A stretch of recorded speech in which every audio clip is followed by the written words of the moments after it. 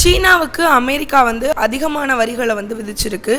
அதே போலவே சீனாவும் அமெரிக்காவுக்கு பதிலடி வரிகளை விதிச்சுட்டு வருது. ரெண்டு நாடுகளுக்கும் இடையே வர்த்தக போர் வெடிச்சிருக்கக்கூடிய நிலையில வியட்நாமை வச்சு சீனா செய்யக்கூடிய கோல்மால் வேலையை அமெரிக்கா கண்டுபிடிச்சதோடவே சீனா வியட்நாமுடைய கூட்டு சதியை முறியடிக்க டொனால்ட் ட்ரம்ப் அதிரடி காட்டியிருக்காரு. இப்படி சீனாவால் சிக்கலில் சிக்கியிருக்கக்கூடிய வியட்நாம் இப்போது அமெரிக்காவோட கெஞ்ச தொடங்கியிருக்கு. அப்படி என்ன நடந்துச்சு அப்படின்ற விரிவான செய்தியை தான் இன்றைக்கி இந்த வீடியோவில் நம்ம பார்க்க போகிறோம். கோபாசே நண்பர்களுக்கு வணக்கம். வீடியோக்குள்ளே போகிறதுக்கு முன்னாடி மறக்காமல் சேனலை சப்ஸ்கிரைப் பண்ணிடுங்க. அப்படியே இந்த வீடியோக்கு ஒரு லைக் பண்ணிவிட்டு உங்களுடைய கருத்துக்களை மறக்காமல் கமெண்ட் செக்ஷனில் பதிவிட்டுருங்க. சீனாவுக்கும் அமெரிக்காவுக்கும் இடையே வர்த்தக போர் நீடிச்சுட்டு வருது. அமெரிக்க அதிபரான டொனால்ட் ட்ரம்ப் பதவியேற்றதுலேருந்தே சீனாவை குறி வச்சு அதிகமான வரிகளை விதிச்சுட்டு வராரு. இதுவரைக்கும் சீனாவுக்கு 145% வரிகளை அமெரிக்கா விதிச்சிருக்கு. இதுக்கு பதிலடியாக அமெரிக்காவோட பொருட்களுக்கும் சீனா 125% வரிகளை விதிச்சிருக்கு. இதனால் ரெண்டு நாடுகளுக்கும் இடையேயான வர்த்தகம் அப்படின்றது பெரிய பாதிப்பை சந்திச்சுட்டு இருக்கு. அதோட அமெரிக்கா சீனா வர்த்தகர்கள் தங்களுடைய ஏற்றுமதிக்கு மாற்று நாடுகளை தேட வேண்டிய கட்டாயத்தில் இருக்காங்க. இதுக்கிடையில தான் தற்போது இன்னொரு முக்கியமான தகவலும் வெளியாகி இருக்கு. அதாவது சீனா தன்னுடைய அண்டைய நாடான வியட்நாமை அமெரிக்காவுடைய வசமாக சிக்க வச்சிருக்கு. இதனால் அதிர்ச்சி அடைஞ்சிருக்கக்கூடிய வியட்நாம் அமெரிக்க அதிபர் டொனால்ட் ட்ரம்ப் கிட்ட கெஞ்ச தொடங்கியிருக்கு. சீனாவுக்கு நாங்கள் உதவி செய்ய மாட்டோம், எங்களை விட்டுடுங்க அப்படின்னு வியட்நாம் அமெரிக்கா கிட்ட கூறி வருது. அமெரிக்கா சீனா வர்த்தக போருக்கு நடுவே தேவையே இல்லாமல் வியட்நாமுடைய பெயர் வருது. ஏன் வியட்நாமை அமெரிக்கா கதற விடுறதுக்கான காரணம் என்ன அப்படின்றத பற்றி தான் நம்ம பார்க்குறோம். அதாவது சீனாவும் வியட்நாமும் அண்டைய நாடுகள். இரு நாடுகளுக்கும் எல்லைகளை பகிர்ந்து கொள்கிறாங்க. இதில் சீனா பெரிய வல்லரசாக இருக்குது. அமெரிக்காவை பின்னுக்கு தள்ளி உலகத்துடைய பெரிய சக்தியாக மாறணும் அப்படின்ற முனைப்பில் சீனா இருக்குது. ஆனால் வியட்நாம் அப்படி கிடையாது, மிக சிறிய நாடு தான். அந்த நாட்டுடைய மக்கள் தொகை அப்படின்றது 10 கோடின்ற அளவில் தான் இருக்குது. அதே போல் பொருளாதாரத்தில் வியட்நாம் அவ்வளோ சிறப்பானதாகவும் இல்லை. ஆனால் ரெண்டுகளுக்கும் இருக்கக்கூடிய ஒற்றுமை என்னென்னா கம்யூனிஸ்ட் தேசமாக இருக்கிறது தான் அந்த ஒற்றுமை. அதே போலவே சீனாவும் வியட்நாமுக்கும் இடையே நல்ல ஒரு உறவு இருக்குது. இதுக்கிடையில தான் கடந்த 2ஆம் தேதி அன்னைக்கு அமெரிக்க அதிபர் டொனால்ட் ட்ரம்ப் இந்தியா சீனா உட்பட 100க்கும் அதிகம் வரிகளுக்கு பரஸ்பர வரிகளை விதிச்சிருந்தாரு. அந்த தினத்தை விடுதலை நாள் அப்படின்னு டொனால்ட் ட்ரம்ப் அறிவிச்சிருந்தாரு. அன்றைய நாளில் இந்தியாவுக்கு 26% வரி விதிக்கப்பட்டுச்சு. சீனாவுக்கு 34% வரியும் வியட்நாமுக்கு 46% வரியும் விதிக்கப்பட்டுச்சு. இந்தியா சீனா ஆகியவை அமெரிக்காவுக்கு அதிகமான பொருட்களை ஏற்றுமதி செய்வதோட அமெரிக்க பொருட்களுக்கு கூடுதல் வரி விதிக்கிறது. இதனால் டொனால்ட் ட்ரம்ப் இந்தியா சீனாவை குறி வச்சாரு அப்படின்றத நம்மளால் புரிஞ்சுக்கொள்ள முடியும். ஆனால் சம்மந்தமே இல்லாமல் குட்டி நாடான வியட்நாமுக்கு சீனா இந்தியாவை விட டொனால்ட் ட்ரம்ப் கூடுதலாகவே 46% வரியை விதித்தது பலருக்குமே கேள்வியை எழுப்பி இருந்துச்சு. இதுக்கு சீனா செஞ்சுருக்கக்கூடிய மோசடியும் அதுக்கு வியட்நாம் துணை போனதும் தான் முக்கிய காரணமாக இருக்குது.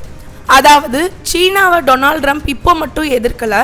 அமெரிக்க அதிபராக முதல் முறையாக கடந்த 2017 2021 ஜனவரி மாதம் வரைக்குமே இருந்தபோது கடுமையாகவே எதிர்த்திருந்தார். சீனா மீது வரிகளையும் விதித்தார். இதனால் சீனாவிலிருந்து அமெரிக்காவுக்கு பொருட்கள் ஏற்றுமதி சென்றாலே அதிகமான வரி செலுத்த வேண்டி இருந்துச்சு.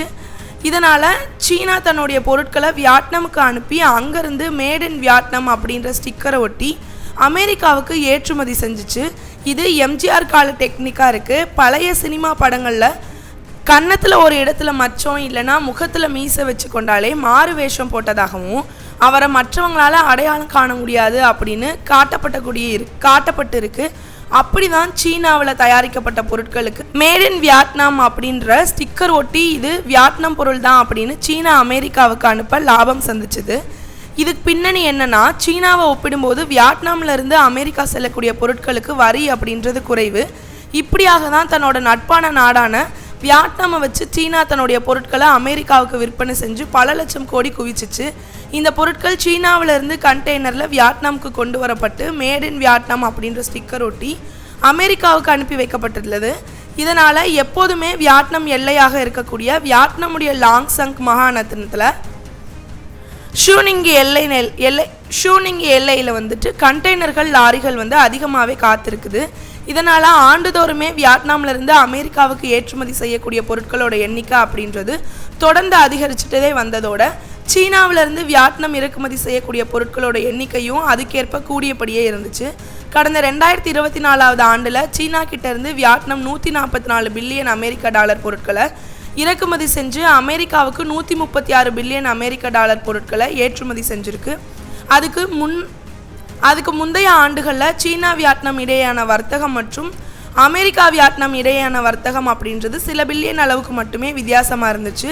வியட்நாம் அளவில் சிறிய நாடகம் இருக்கிறது போது சீனாவுக்கிட்ட இருந்து அவ்வளவு பொருட்கள் இறக்குமதி செய்ய வேண்டிய அவசியம் இல்லை. இதன் மூலமாக சீனாவுடைய பொருட்கள் வியட்நாம் வழியாக அமெரிக்காவுக்கு மேட் இன் வியட்நாம் அப்படின்ற ஸ்டிக்கரோட ஏற்றுமதி செய்யப்படுவதை அமெரிக்க அதிபர் ட்ரம்ப் கண்டுபிடிச்சிருக்கிறாரு.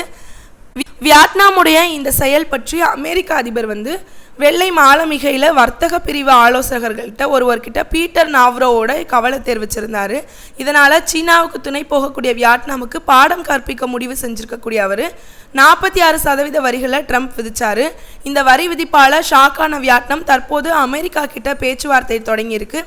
கடந்த 2ஆம் தேதி விதிச்சிருந்த வரிகளை சீனாவை தவிர பிற நாடுகளுக்கு டொனால்ட் ட்ரம்ப் தற்காலிகமாக நிறுத்தி வச்சிருக்காரு. அந்த வேளையில் வியட்நாம் அமெரிக்காவோட பேச்சுவார்த்தை தொடங்கியிருக்கு. அது மட்டும் இல்லாமல் வியட்நாமுடைய துணை பிரதமர் அமெரிக்காவுடைய வர்த்தகத்துறை அதிகாரிகளை சந்தித்து பேச்சுவார்த்தை தொடங்கியிருக்காரு. சீனாவுக்கு இனி உதவி செய்ய மாட்டோம், சீனாவுடைய பொருட்களை எங்களுடைய பேரில் அமெரிக்காவுக்கு ஏற்றுமதி செய்ய மாட்டோம், எங்களை விட்டுடுங்க, நாங்கள் பாவம்னும், அமெரிக்காவுடைய கூடுதல் வரியை எங்களால் தாக்கு பிடிக்க முடியாது, இதனால் 46% வரியை 22% 28% குறைக்க வேணும்னு வியட்நாம் கதற தொடங்கியிருக்கு. வியட்நாமுடைய இந்த கோரிக்கையை அமெரிக்கா ஏற்கலாம் அப்படின்னும் சொல்லப்படுது. இது நடக்கும் பட்சத்தில் அமெரிக்காவுக்கும் வியட்நாம் வழியாக ஸ்டிக்கர் ஒட்டி சீனாவுடைய பொருட்கள் செல்லாது.